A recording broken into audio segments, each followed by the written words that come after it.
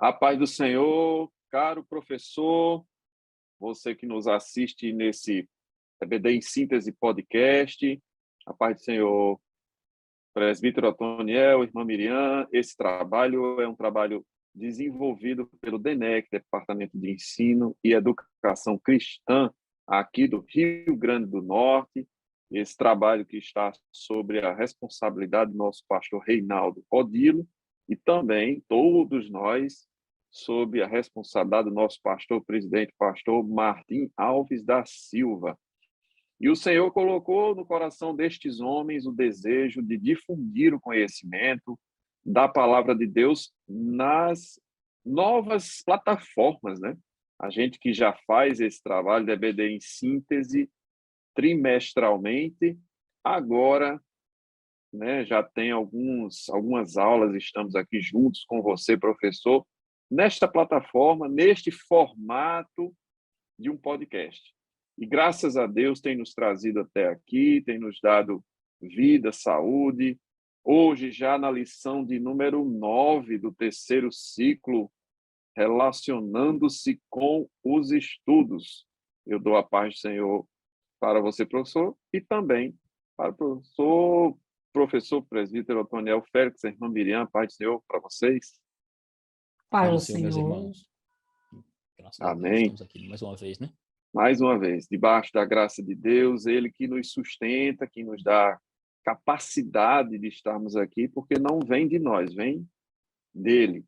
E principalmente numa lição como essa de hoje, relacionando-se com os estudos.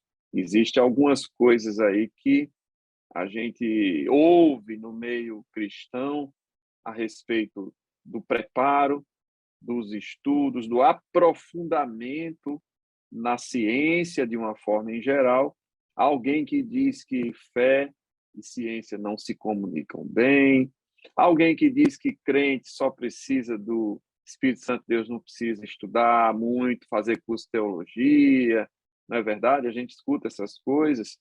E no texto bíblico base da lição, Atos 17, né, existe uma discussão importante que Paulo travou com homens cultos da época, homens que, no seu regime politeísta, tinham deuses para todo tipo, todo tamanho, todo gosto, e ele foi muito sábio, profundamente instruído por Deus, porque ele não chocou com a cultura, mas ele tirou proveito dessa cultura, usou o exemplo da estátua que tinha escrito ao Deus desconhecido, colocou isso em evidência e abriu um leque para pregar o evangelho, colocando aquilo que eles, por mais cultos que fossem, não sabiam a respeito da salvação, a respeito do sacrifício de Jesus Cristo.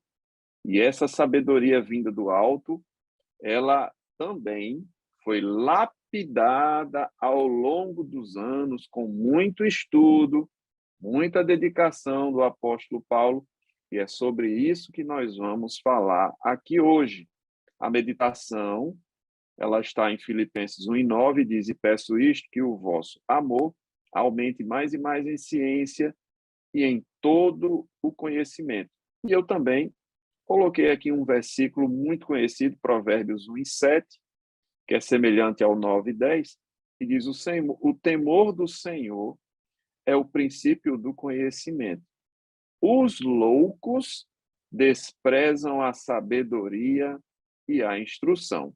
Então, nós vamos conversar abundantemente hoje sobre este tema, sobre a importância do estudo não só da palavra, mas o estudo das ciências, o aprofundamento nas nossas áreas de atuação, vamos dizer assim, no ensino regular, no ensino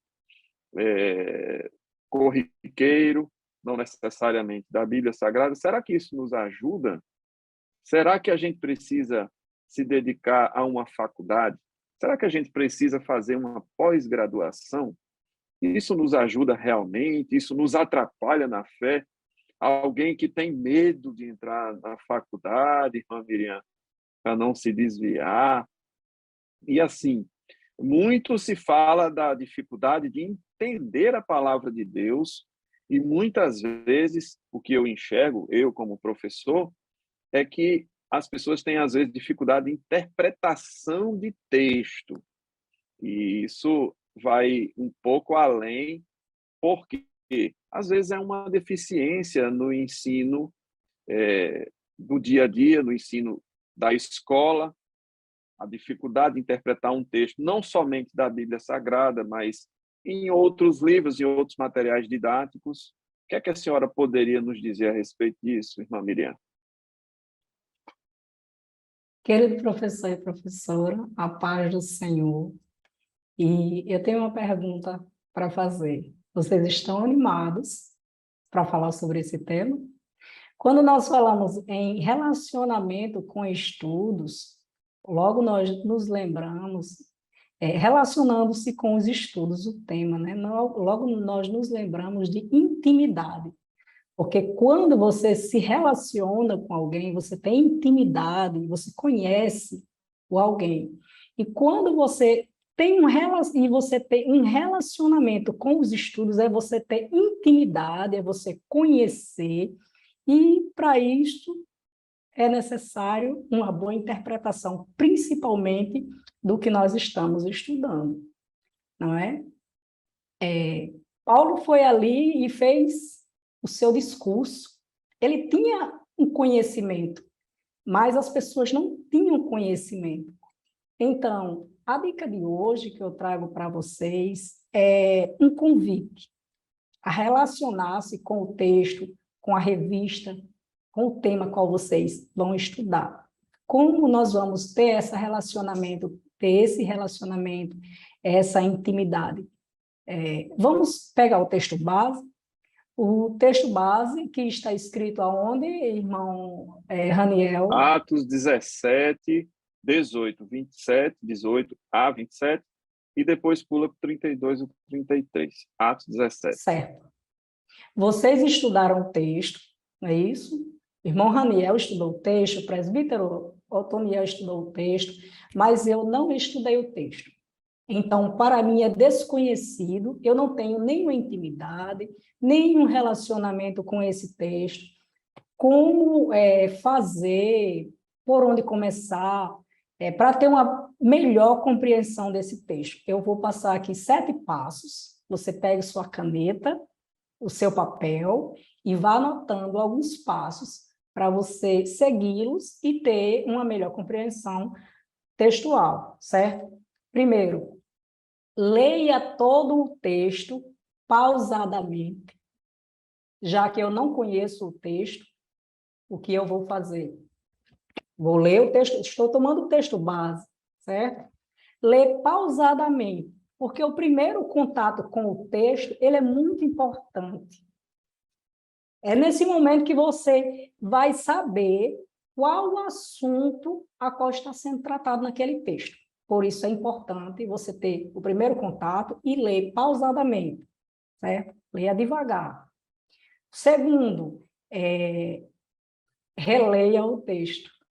Nossa, irmã Miriam, eu já li o texto, agora eu vou reler o texto. Cada vez que você faz isso, você vai se familiarizando. É o segundo passo. Releia o texto, marque palavras que você não sabe o significado, e nesse texto tem bastante palavras, eu acho, porque eu não li o texto, eu não conheço o texto. Então, eu olhei aqui logo no início, tem bastante palavras desconhecidas. Eu vou separar aquelas palavras, reler o texto e separar aquelas palavras. 3. Veja o significado daquelas palavras que você separou, que você não sabia o significado, veja o significado dela no dicionário, alguns sinônimos, e anote um local. O quarto passo, separe os parágrafos, certo? Separe os parágrafos e faça um resumo daqueles parágrafos.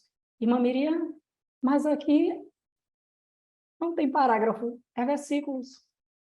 Você pode resumir os versículos. Eu acho que só existe um versículo na Bíblia que não dá para resumir. Vocês sabem qual é, né? O único versículo na Bíblia que não dá para resumir. Jesus chorou. Pois é. Quinto passo, elabore uma pergunta para cada parágrafo e responda. Vocês sabem que quando vocês fazem perguntas, o próprio texto responde, não é isso?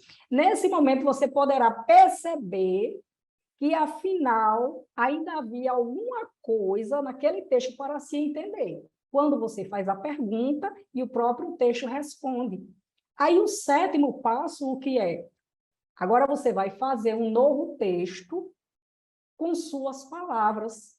Mas olha só que importante, cuidado, verifique direitinho para você não colocar palavras na boca do autor. Certo? Você seguindo esses 7 passos, você vai ver que finalmente você entendeu aquele texto, você teve um melhor relacionamento com ele, uma melhor compreensão e você está familiarizado com aquele texto. Você pode comentar, você pode conversar, você entendeu aquele texto. Então, isso não é somente para mim e para você, professor, mas também para a sua turma. Você pode trabalhar essa compreensão de texto com os seus alunos, porque é importante lembrar que a escola dominical, você não vai para lá somente dialogar sobre a palavra. A escola bíblica dominical é uma escola. O aluno pode ser alfabetizado na escola dominical.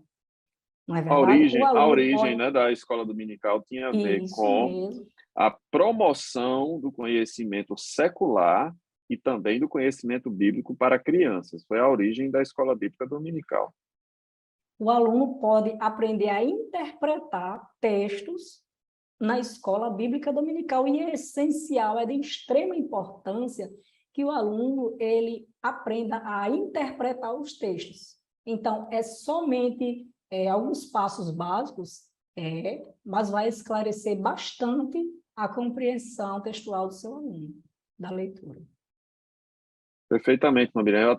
Eu até acrescentaria algo, se a senhora me permite. E eu gosto de aprender, vamos lá. Eu vou anotar aqui o 8º passo, não é? Eu diria que pode ser até, junto com o primeiro passo, algumas pessoas relatam que conseguem absorver melhor o texto quando leem em voz alta, porque estimulam, né? Estimulam o ouvido, ajudam na memorização. É um hábito que algumas pessoas falam, né? Ler em voz alta era um método de ensino dos judeus, né? A questão da repetição, o método de ensino, era dessa forma que eles educavam, com repetição de palavras, liam e repetiam. E em voz alta, não em silêncio, mas a leitura realizada em voz alta era o método de ensino, para ler e repetir. A partir do momento que você lê em voz alta, você ouve você mesmo, a sua voz, Perfeito. Isso ajuda a absorver. A sua memorização é ativada por mais canais, não só a leitura, mas o som da sua voz estimula o seu ouvido e aumenta a possibilidade de memorização, estimulação do cérebro. Acho que acertei, né? Está incluído na metodologia de ensino. Você lembra da pirâmide? Sim. O aluno que lê 10%, Perfeito. O aluno que ouve 20%. Agora, ele aprende 30% quando ele lê e ouve. Faz os dois. Se ele lê e ouve. Já dá uma exponenciada, então, né, na absorção. Isso mesmo. Muito bem. Irmã Miriam, nossa lição também importante, né, dentre o cumprimento assim, da absorção do conhecimento, importante também frisar para si próprio os objetivos da lição, né?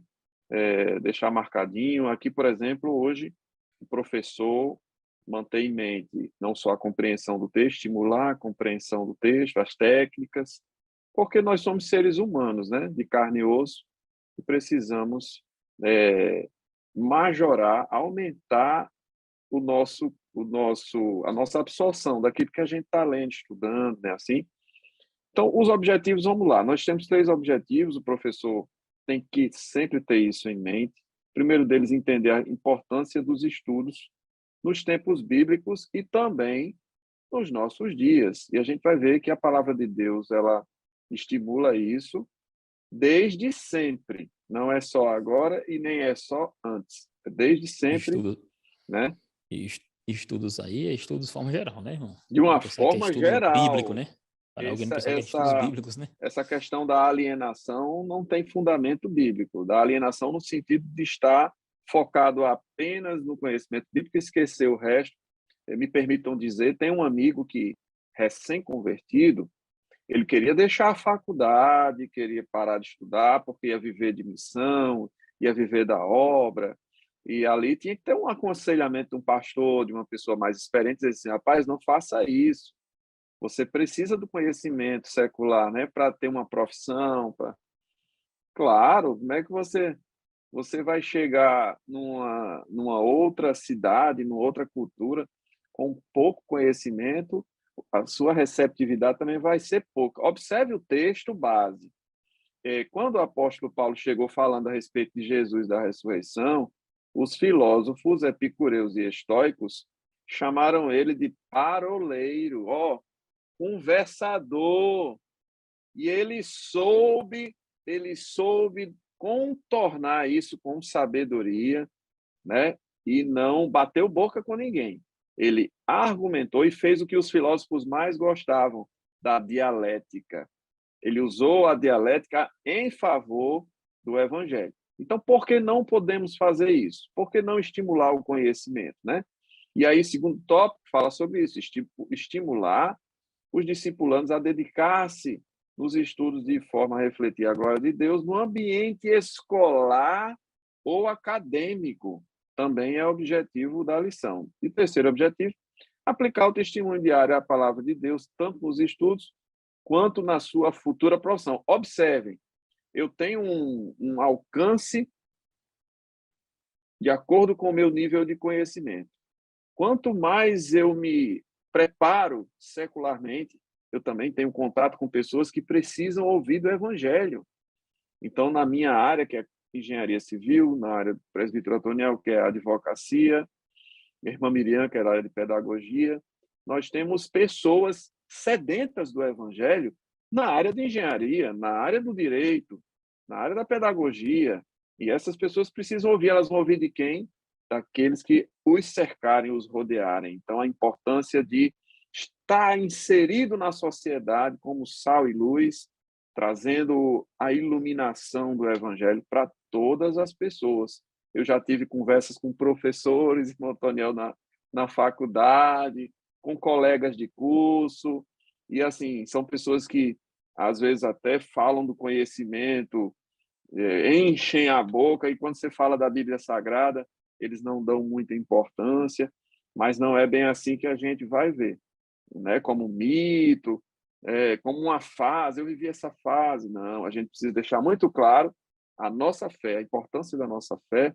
Eu quero ler um versículo para vocês que eu estava meditando hoje e me tocou profundamente, e tem tudo a ver com essa lição. Observe, Isaías, capítulo 50 e versículo 4. Olha que coisa linda. O Senhor Jeová me deu uma língua erudita para que eu saiba dizer a seu tempo uma boa palavra ao que está cansado. Ele desperta-me todas as manhãs, desperta-me o ouvido, para que ouça como aqueles que aprendem. Esse versículo é lindo, é maravilhoso, e ele tem tudo a ver com a lição. Não está citada na lição. Eu inseri Isaías 50 e versículo 4, e ele fala da língua erudita. Erudição vem de conhecimento, vem de aprofundamento na escritura sagrada e também no conhecimento secular. Por que não?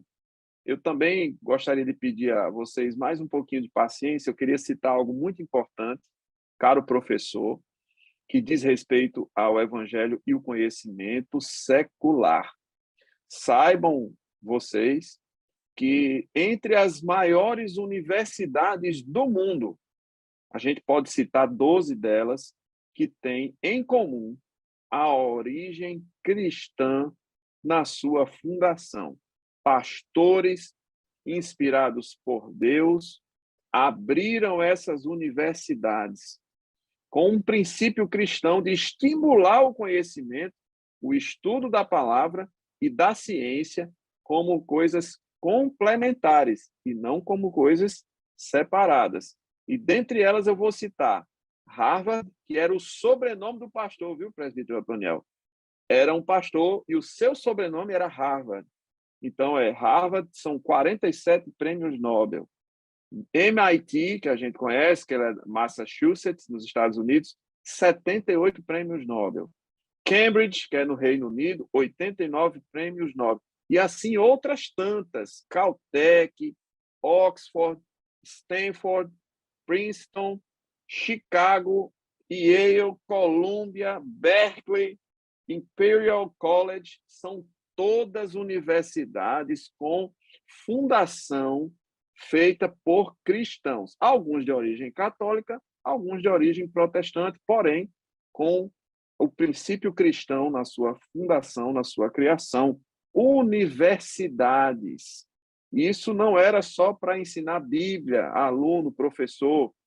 Existe uma íntima ligação entre o conhecimento, entre a sabedoria, né? E o Salomão, ele fez isso tanto que ele diz, olha, eu gastei tudo que eu podia gastar de tempo me dedicando ao ensino. É óbvio que a conclusão dele foi que o muito estudar e a leitura de livros não tem limites, e que isso é enfado da carne e tal. E por isso é importante juntar a palavra de Deus e o conhecimento secular para que isso não se torne um laço, né? Um problema. Pelo contrário, isso é algo que a palavra de Deus estimula, é importante na pregação do Evangelho.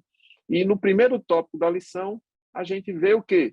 Compreendendo a cultura do mundo. Como é que eu posso pregar para alguém se eu não sei nada da cultura daquela pessoa, daquela localidade, da minha cidade, do meu estado, a origem do meu estado, né? Assim, a dominação holandesa, a dominação portuguesa? O que é que isso interfere no nosso conhecimento? Como isso interfere no catolicismo e na religião judaico-cristãs no Nordeste, no Brasil? Isso é importante. Eu falei demais já, vou deixar vocês falarem um pouco sobre isso. Não é porque você estava discorrendo sobre a questão dos objetivos, né? Seria também estimular e também estimular os discipulando, o objetivo disso, a dedicar-se aos estudos, de forma a refletir a glória de Deus no ambiente da escola, o acadêmico, e a outra é a aplicação, né? Aplicar o testemunho diário na palavra de Deus, tanto nos estudos como na profissão, ou seja, sempre tem que fazer uma conciliação, né? No sentido de que a nossa vida vai refletir a glória do Senhor, seja no estudo, seja no trabalho, onde estivermos. Vai cumprir aquilo que Jesus certa vez falou, que assim resplandeça a vossa luz diante dos homens. Aí vão ver vossas suas boas obras. Aí ele disse, glorificarão o Pai que está nos céus. Ou seja, é por aí que realmente deve se entender, né? É o sal fora do saleiro. Daí? E a irmã Miriam tem alguma coisa a completar com relação a essa questão aí? Não, vamos falar sobre a cultura. Já falamos sobre os objetivos, vamos falar sobre a questão da cultura que o irmão Raniel estava falando. Como nós podemos pregar se não conhecemos a cultura? É isso. Quando nós abrimos a escritura, nós encontramos a cultura em todas as páginas. Não é isso? Ela é encontrada desde o Jardim do Éden até os Salmos de Davi, dos peixes, os apóstolos, os discípulos, quando pescavam, não é verdade? Comiam, até as roupas que eles usavam. Mas, diante disso, existem várias posturas adotadas pelos cristãos em relação à cultura. Mas, na prática, duas posturas predominam. Eu posso dizer que a primeira delas é a assimilação total da cultura, sem qualquer critério nem juízo de valor por parte dos cristãos, né? Por parte dos cristãos. Por exemplo... Na falta de senso crítico, né, do conhecimento bíblico, Isso. foi Pensa cultura, aí. entre aspas, eu absorvo sem questionar. Isso é um perigo, realmente. Eu absorvo, é um perigo, não é isso? Vamos absorver sem questionar. Por exemplo, uma das primeiras, festas juninas, né?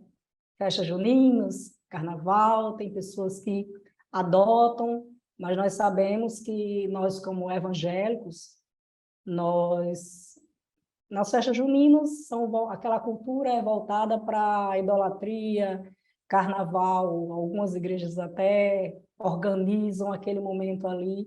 E alguns dizem, isso aqui eu vou abraçar porque não é pecado. Já em outras situações, tem pessoas que desprezam a cultura como se a cultura fosse totalmente má. Não é verdade? Mas a cultura, ela veio desde Adão e Deus não fez uma cultura má, mas as pessoas, às vezes, generalizam e visualizam a partir do momento, por falta do conhecimento, trazendo aquilo para a sua vida como uma cultura má e querem praticamente se distanciar. Outros abraçam e terminam pecando, e outros... cometem equívocos, inclusive com a cultura dos judeus, querem trazer festa de tabernáculo para dentro da igreja, né? Querem trazer candelabros e colocar na igreja como se fosse... O shofar, toca shofar Isso é dentro de tudo. judaizar a igreja, né? Judaizar. E a cultura deles deixa para eles. Nós temos a nossa, né, presbítero Otoniel? Exato. Até porque, por isso que é bom conceituar para eles o que seria uma cultura em si, né? Apesar de ser um termo assim muito amplo, é amplo. Mas, resumidamente, a gente resumiria como um conjunto de tradições, é assim? Conjunto de tradições, são manifestações sociais, humanas, de um povo. Ou seja, cada povo tem sua forma de viver, tem sua forma de ver as coisas. Que é tão apreciada está dentro desse universo da cultura, né? Comida, vestimentas, linguajar, comportamento, festas, né? Tudo isso está inserido no âmbito da cultura. Porque assim, essas crenças, esses costumes determinados por um grupo assim específico social, ele vai se abranger a depender da sua forma de transmissão, né? De pai para filho, ou seja, vai se enraizando na sociedade. De uma forma geral é isso. Então, o que às vezes nós temos diante de um povo, uma forma de ver a vida ou de se vestir, não significa dizer que para nós seria uma obrigatoriedade, faz parte da cultura deles. Você vê o pessoal do Oriente Médio como ainda se vestem como se tivéssemos ainda lá no século, no início ainda das escrituras na época de Abraão, aquelas roupas vestes muito longas, ou seja, faz parte de sua cultura. Então a gente não pode trazer, como você falou aí, os elementos do culto judaico que tinham uma especificação, era algo específico para o povo judeu, era algo específico para a própria explicação das questões, vamos assim, dizer assim, teológicas judaicas, e como foi cumprida em Cristo, toda aquela questão, nós não podemos trazer aí para a igreja certos elementos, como nós falamos agora sobre candelabro, as pessoas botam candelabro, criam uma arca da aliança, e ali dizem que é a arca da aliança, e a gente cria isso não faz parte da nossa cultura. Ou, no caso, viu, presbítero Otoniel, pegam uma festa junina e trazem para dentro da igreja, ainda dizem que é a festa da colheita, ou seja, é um sincretismo religioso, uma mistura que, na raiz, ela fere a palavra. E o que é que a gente tem que ter em mente? Se a cultura do meu povo, da minha região, fere a palavra, é uma cultura que eu preciso abandonar. Mas se ela não fere a palavra, eu não tenho por que querer abandonar. É como uma comida muito gostosa e alguém diz, não pode porque essa comida é disso, será? Então vamos estudar a fundo, ter cuidado para não exagerar, né? Nem para um lado, como disse a irmã Miriam, nem para uma extremidade, nem para outra extremidade. E o nosso balizador é o quê? A palavra de Deus, na verdade? Se você observa o apóstolo Paulo, na leitura bíblica em classe, ele vai estar diante de uma sociedade grega, né? Ou conhecida como helenística. Isso. Ou seja, ele vai estar diante desse povo, ele vai ao lugar chamado de Areópago, né? O que seria um Areópago? Um Areópago era um lugar muito amplo, ficava ali perto ali do noroeste ali da cidade de Acrópolis, né? Tudo na Grécia, ali em Atenas. Então, ele ia para esse lugar, e esse lugar era um lugar onde as pessoas debatiam as coisas.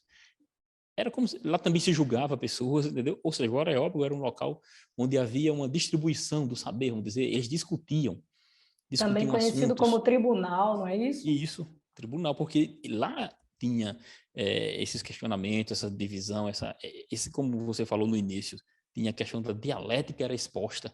O povo grego, eles tinham muito isso em comum. Por isso que as escrituras vai dizer que Paulo se depara com estoicos e epicureus, né? Epicureus e estoicos pararam Paulo e eles passaram a interpelar o apóstolo Paulo, chamando, como você disse, de tagarela, falador, Eu fico pregador. pensando, presbítero Otoniel, que os estoicos e os epicureus tinham pontos de vista muito distintos, mas é como se eles tivessem se unido para ir contra Paulo.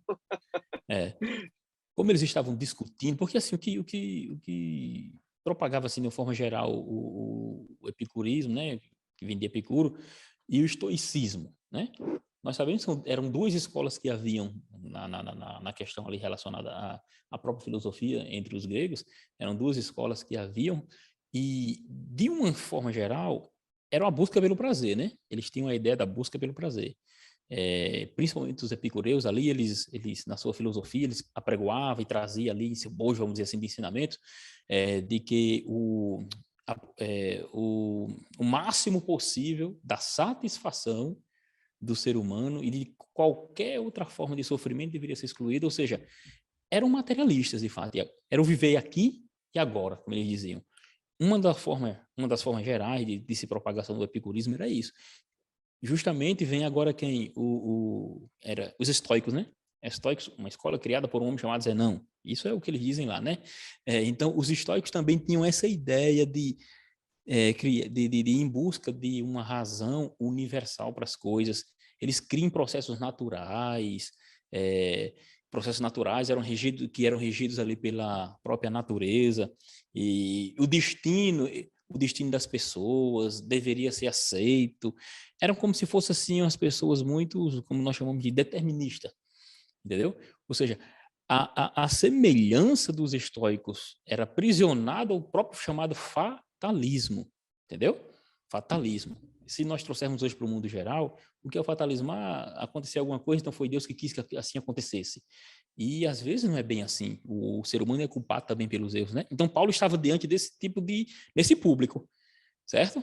Nesse público, e ele, Lembrando, interessante... irmão presbítero Otoniel, que ele estava diante desse público e era um público de pessoas que estudavam muito, porque eles não estavam ali, eles não se reuniam em vão. É tanto que eles queriam saber, eles gostavam de conhecer quem era esse Deus desconhecido. Exato. Então, é muito importante essa questão de perguntas. Bom, que eu estava falando sobre... eu acho interessante, Família, é o seguinte: eles primeiro desprezaram a Paulo, porque não o conheciam, não sabiam o nível de conhecimento que ele tinha. Então, eu fico me perguntando, se eu, ou o presbítero Otoniel, a senhora, chegar na universidade, chegar num nível de discussão que exige conhecimento, e a gente não tiver conhecimento, a gente fica de fora dessa discussão. E o evangelho perde com isso. Então, a gente perde a oportunidade de pregar o evangelho por falta de conhecimento, por falta de traquejo social, por falta de um mínimo de conhecimento da história e da cultura daquelas pessoas para eu me inserir como evangelista no meio desse povo. Isso é importante. Lembrando que o senhor estava falando ainda há pouco, se você não conhece aquela cultura, como você pode levar a palavra para aquelas pessoas? Isso conta para nós aqui também no nosso estado. Você vai pregar o evangelho aí no interiorzão, aí, no sertanejo, né? Que tem várias crendices em relação a essa questão da chuva. Disso tem a ver com determinismo, tem a ver com fatalismo, só que ele nem sabe, ele não sabe esses nomes aí, né? Mas ele acredita de forma parecida. Tem até uma curiosidade que o Nero, lá de Roma, ele era muito aconselhado por Sêneca, que é um dos estoicos mais famosos, né? Então, ele tinha essa influência no seu governo, no seu comando, né? E é importante isso que a gente está falando aqui, caro professor, para que você desmistifique essa ideia da cabeça do teu aluno, de que agora que ele é crente, novo convertido, ele vai abandonar os estudos, né? Inclusive, o apóstolo Paulo, irmãos, quando ele está tratando sobre esses assuntos, utilizando a cultura e a ideia do que um povo entende, ele se utiliza pelo menos em 2 momentos específicos, além desse no Areópago, que ele vai se utilizar do tal Deus desconhecido, que nós não vamos adentrar aqui nos pormenores, mas ele se utiliza dessa linguagem para apresentar Jesus. Se era um Deus desconhecido, logicamente que não era o nosso Deus, mas Paulo se utiliza daquela forma para mostrar o nosso Deus. Ele utiliza-se também de uma citação de um poeta chamado de Epimênides, quando ele vai citar lá em Creta, Paulo cita ele, Paulo cita Cleanto, Paulo cita Arato, são poetas que Paulo se utiliza nas suas falas. Então, nos versículos, quando ele diz assim, nós somos sua criação, nele movemos, vocês vão conhecer bem, que eu não vou citar bem esse versículo agora, mas de uma forma bem geral, quando ele fala assim, que nós nos movemos, ele está citando esses poetas. Quando ele diz assim, os cretenses são bestas ruins, ventres preguiçosos, ele está citando também outro poeta. Ou seja, ele se utiliza do que eles tinham para demonstrar a fé em Jesus. Por isso que os estoicos e os epicureus entendiam ou pensaram que Paulo era pregador de deuses estranhos, porque ele lhes pregava sobre Jesus e a ressurreição. É como se eles estivessem entendendo assim, Jesus é o marido, a ressurreição é a esposa de Jesus, porque alguns deuses gregos tinham, né, eram casados. Então, essa ideia era para justamente demonstrar, e eles acharam que era algo... O choque de cultura era Exato. absurdo. E ele, por ter muito conhecimento da cultura deles, ele Uhum. soube se utilizar, ele soube se sair, ele soube contra-argumentar, e tudo isso sem perder o respeito. Então, isso é o que a gente quer estimular aqui, principalmente na lição de hoje. E, assim, seguindo para a segunda parte da lição, a gente vê alguma coisa que a gente já vinha discutindo aqui. Deus valoriza o conhecimento. Ora, nós citamos aqui vários textos, né? Lá em Daniel, capítulo 1, versículo 20, fala que toda essa parte, assim, em toda a matéria de sabedoria, de inteligência, sobre o que o rei lhes perguntava, os achou 10 vezes mais doutos. Quer dizer, esse preparo não tinha nada a ver com o alimento que eles recusaram, tinha a ver porque eles eram preparados mesmo, né? E tinham sabedoria de Deus. Então, outro texto também de Daniel, e que a gente conhece bem, fala que a ciência ia se multiplicar, ou seja, a palavra de Deus já falava a respeito disso. Nós estamos falando de reinos antigos, que já valorizavam o conhecimento. Por que é, então, que a gente tem um povo tão abençoado, povo, assim, pessoas que prosperaram, inclusive nessa que eu citei do Prêmio Nobel, tem muitos cristãos envolvidos nisso, no conhecimento, na difusão da ciência, da verdadeira ciência. Nós temos bons cientistas daqui do nosso estado, no Brasil afora, e são homens de Deus e que têm acesso a pessoas que nós, com baixo conhecimento, não conseguimos ter. Então, não só o apóstolo Paulo, nós temos o exemplo de Daniel, Sadraque, Mesaque e Abednego, que eram também homens com conhecimento profundo. Temos o exemplo de Salomão, que era um homem que estudava bastante, muitos livros, e outros tantos. Então, isso nos abre portas, tá? A importância da escola nos tempos bíblicos. Nós temos aí a citação da escola dos profetas, como é bem conhecido, mas tem outros exemplos, né, que o professor pode citar, que tinham escolas mesmo. Por exemplo, em Êxodo 1:15, a lição fala, 1, versículo 15 a 21, fala das parteiras, Eclesiastes 2:8 das cantoras. Então, existiam profissões, existiam treinamentos específicos para profissões que eram no ensino regular, não era, assim, uma coisa feita de qualquer forma, existia uma escola. E aí, esse ensino, ele é valorizado na vida cristã, né? Na formação do profissional Raniel, do profissional Otoniel, da profissional Miriam, isso é incentivado. E no tópico 2.3, ele fala de alguns equívocos também em relação ao que alguns citam, né? Citam assim, a letra mata e tal. Irmãos, pelo amor de Deus, isso está falando da lei e da propriedade da lei de escancarar o pecado. Então, nesse sentido é que a letra mata, né? O espírito fica. Então, não vamos citar a palavra de Deus de forma como se fosse errada, um estudo, né? As o estudo de uma exigências da forma lei geral. matava. Isso. Então, quando se fala em perfeitamente. essa questão de letra, ela se refere à antiga aliança, não é? Perfeitamente. A letra E as mata suas porque ordenanças, né? infringem Porque a lei. se você Então, falhasse em tudo são Números para a morte. 613, Se falhasse em um dos 613 preceitos, você era culpado de toda a lei. Então, é nesse sentido Então, que a letra mata não é mata, o né? estudo, Aí, diante dessas coisas, aprender. as pessoas fazem essa leitura, eu posso dizer que de cabeça para baixo, e dizem, olha, eu não vou, o que nós já comentamos sobre isso ainda há pouco, não vou mais estudar, eu não vou mais para a faculdade, porque a palavra diz que a letra mata, é pecado estudar. É, É o que isso é ambas tão as pessoas... errado, né? Isso É. é tão errado quanto Mateus 7, que o pessoal diz, não julgueis, e não cita o resto do texto. Né? Então, são interpretações equivocadas que batem com aquilo que a senhora deu a dica no Irmão, início. Estude o texto. até porque, ó, se você observar, os grandes homens cientistas, pessoas pensantes do passado, como Nicolau Copérnico, Johannes Kepler, mais ou menos assim o nome desses caras, cientista, ou seja, criam em Deus, né? Isaac Newton era um homem que, além dos seus próprios escritos na área da ciência, Vamos trazer aqui entendeu? para o Brasil, vamos botar Rui Barbosa, né? Muito Outros Então, bem. tantos que defenderam o evangelho, a palavra é, de Deus. então essas pessoas, vocês veem que criam em Deus e não tem nada de errado aí, ou seja, não há nada de anormal, crer em Na Deus própria e... história dos Estados Unidos, né? Os Uhum, fundadores do é, país, eles eram profundamente cristãos. exato. Mas em E tem tempos, eu digo muitos. tempos, anos, não muito distantes, quando eu lembro que, quando criança, algum teólogo chegava na igreja, todas as pessoas olhavam, eu digo todas mesmo, olhavam para ele com aquele olhar distorcido e de desprezo, e que a imagem que tinha era que quem era teólogo não tinha Deus, eles eram secos, Olha Frios, né? só, né? isso, frios. Ah, Prezavam vai pelo fazer conhecimento tão teologia? somente. Vai E fazer assim, teologia. só um parêntese, tá?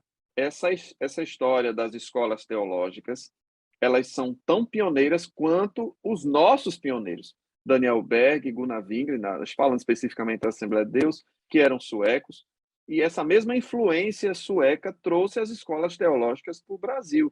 Então, o que há de errado? Tá na minha raiz, Exato. tá na minha E o origem. Por saber, que irmão, eu é vou, importante. né? É Nós importante. concluímos esse tópico com uma frase. Deus ama o conhecimento, que nós abrimos com ela, com essa frase, que é o tema do tópico, não é isso? Deus ama o conhecimento, agora eu só acrescento mais algo, mais alguma coisa, e devemos buscá-lo, Perfeitamente. porque o conhecimento está no Perfeitamente. coração de Deus. E aí, Agora vamos para... se quiser ter certeza disso, é só ler o livro de Provérbios. Aqui tem uma citação, tem umas 3 aqui. E quanto Provérbios 3, mais... 13, 4, 7, Provérbios 11, 9, tudo falando de que Deus valoriza o conhecimento, né, irmã E Miriam? quanto mais, e quanto mais, irmão, se busca o saber, você vai cair nas escrituras, não tem como, entendeu? Porque vai revelar a vontade de Deus, ela revela a vontade de Deus e o plano de Deus. Vou dar um exemplo. Todos nós cremos em Adão e Eva. Todos nós cremos que viemos de Adão e Eva. Paulo vai dizer também que nós somos geração, na verdade, de um só ser humano. Agora, o que é que acontece? Houve uma descoberta, eu vou falar 2 coisas aqui para os irmãos depois pesquisam. DNA mitocondrial, certo? Que é relacionado, inclusive foi apelidado de Eva mitocondrial, que é onde, depois de um grande estudo genético de todos os seres humanos, ali na década de 80, foi feito um estudo de todos os lugares do mundo, pegou o grupo genético, fizeram todo um apurado, e depois de fazerem todo aquele apurado, chegou-se à conclusão ali, entre cerca de 150 amostras, que todos nós somos descendentes de uma mulher. Ou seja, esse DNA mitocondrial só a mulher tem, só a irmã Miriam tem, e outras irmãs. E ela passa esse DNA para todas as suas filhas. Ou seja, descobriu-se o que eles chamam de Eva, a nossa Eva, né? Nós chamamos na ciência de Eva mitocondrial. E depois também o Adão Y. Aí depois vocês pesquisam sobre isso aí, que tudo isso vai remontar a um homem e uma mulher. Dever de Ou casa, seja, né, presbítero? somos geração de um casal. Isso. E a ciência pura, hein? Então, vamos lá, para o último tópico da nossa lição, agindo com honestidade. Eu achei muito interessante esse tópico, viu? Honestidade intelectual. O que é honestidade intelectual? Pois bem, nós falamos de que o Senhor valoriza o conhecimento e dentro das universidades, dentro do colégio, da faculdade, nós vamos ser testados pela nossa honestidade. E quando eu falo de honestidade intelectual, né, quando a lição fala isso, Está falando das práticas a partir dos quais a gente faz os nossos trabalhos, a gente faz as nossas citações acadêmicas, a gente faz as provas, né? E a lição puxou esse fiozinho de lã, e eu achei muito interessante, e eu quero citar Filipenses 4:8, que diz: quanto ao mais, irmãos, tudo que é verdadeiro, tudo que é honesto, tudo que é justo, tudo que é puro, tudo que é amável, tudo que é de boa fama, se há alguma virtude e se há algum louvor, dispensar. Ora, se você entra na universidade com Filipenses 4:8, você não vai colar na prova, você não vai citar um trabalho como se fosse seu, sendo que você pegou da internet, né? Isso, infelizmente, acontece bastante. Você não vai se apropriar, e no meio Se acadêmico chama acontece isso. mentira silenciosa, aquela Até a qual você porque, não até fala, porque o professor Se mas que vai, ninguém você está... perceber, olha, deixa eu me até falar um porque o caso. professor quando vai pegar aquilo, vai saber que você não criou aquilo, né? Deixa eu citar um caso curioso. O meu sogro, o pastor Paulo Ney Silva Bulhões, saudosa memória, ele, professor da Universidade Federal, recebeu um trabalho de um aluno e disse: olha, isso aqui está muito bem feito, muito perfeito, olha, maravilhoso, só tem um problema, o autor sou eu. O Veja bem, aluno veja levou o bem, trabalho para ele todas e as o autor semanas, era ele. todas as Rapaz, semanas, nós já chame, hein? disponibilizamos aqui dicas pedagógicas que podem lhe ajudar. Mas nós recebemos uma orientação, olha, se você é o autor da dica, ponha seu nome. Mas, se você não é, coloque aqui o endereço, A citação. a citação, o endereço, para que a pessoa possa ver que nós não estamos plagiando e nem sendo desonestos, não é verdade? Não estamos mentindo de forma silenciosa, porque a desonestidade, é honestidade intelectual, desonestidade, né? Posso dizer, intelectual, é uma mentira silenciosa. E E deixe que me falar também, viu, irmã nós que Miriam? somos crentes, não podemos de jeito nenhum praticar esse tipo de... E deixe-me fazer também uma colocação para encerrar a minha participação, que é o seguinte: em 1 Timóteo 6 e versículo 20, fala da falsa ciência, né? Da falsamente chamada ciência. Queridos, abram o olho. Você está na universidade? Amém. Você está numa faculdade de respeito? Amém. Mas existe a falsa ciência. Então, muito cuidado quando alguém vier refutar o evangelho, falar mal da Bíblia Sagrada, usar dados de pesquisas. Eu já vi relatos de pesquisas que são forjadas, já vi relatos de pessoas que citam fontes erradas, ou não citam a fonte, ou falam de teorias como se fosse ciência. Por exemplo, a teoria da evolução, o nome já diz teoria, e falam como se fosse ciência, e 1 Timóteo 6,20 nos alerta para essa falsa ciência. Então, assim, não só a honestidade intelectual na hora do crente fazer os seus trabalhos, suas provas, mas a honestidade intelectual daquele que está refutando o evangelho, citando uma ciência que não é verdadeira. Então, sempre confira a fonte das suas informações. E com isso eu me despeço, passo a palavra final para os meus queridos professores também. Agradecemos a Deus a oportunidade, fomos bem sucintos aqui, porque de fato o nosso tempo é um pouco, né? Não dá para você se estender muito, mas de certa forma, os pontos que tratamos, dá para o professor ou aluno mesmo pegar a linha e fazer a sua pesquisa, e fazer sua busca pelo conhecimento, porque o saber é isso, né? É adquirir conhecimento. E a ciência é uma forma de saber, só que a prática da ciência é outra história. Então, a ciência em si, então, e de uma forma conclusiva, eu quero dizer que nós cremos em um único Deus, Salvador, que criou todas as coisas, e que o saber, o conhecimento, vai levar à crença no Deus vivo. É isso que eu quero dizer. Amém. Amém. Que Deus abençoe o seu ministério. Vou concluir me despedindo de você e fazendo um convite.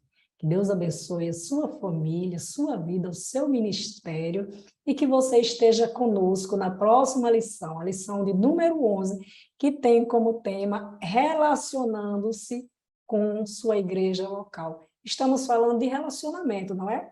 Intimidade, conhecimento.